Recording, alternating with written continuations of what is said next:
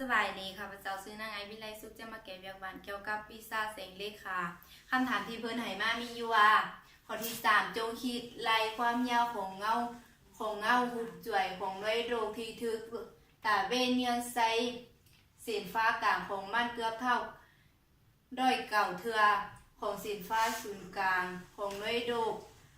คและตาเวนอยู่ห่างจากกันประมาณ15 คูณ 10กำลัง4 กิโลเมตรนับจากเม็ดใจกลางของควักมะเขา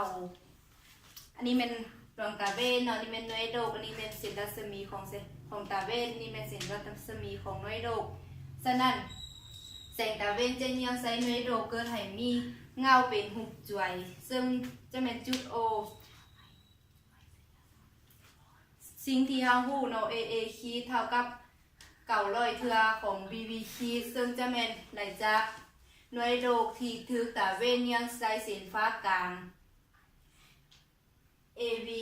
เท่ากับ15 คูณ 10กำลัง4 กิโลเมตรจะไหลจากเนาะหน่วยโรคและตาเวนอยู่ห่างจากกันฉะนั้นเราจะไปซอหา BO ซึ่งเป็นแสงตาเวนที่กระทบใส่หน่วยโรคเกิดให้มีหุบจ่วยอยู่จุด O จะไปซอระยะห่างเนาะนำใส่หลักเกณฑ์ตาเลน AA คีดส่วน OA เท่ากับ BB คีดส่วน BO ถอน BO เท่ากับ AO คูณ BB คีดส่วนให้ AA คีดถอน BO เท่ากับ AB บวก BO คูณ BB คีดส่วนให้109 BB คีดตัวนี้ก็มี BB คีดตัวนี้ก็มี BB คีดเราสามารถคัดกันได้ยังเหลือแต่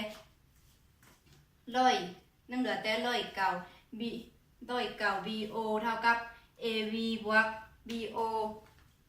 ถอน109 BO ลบ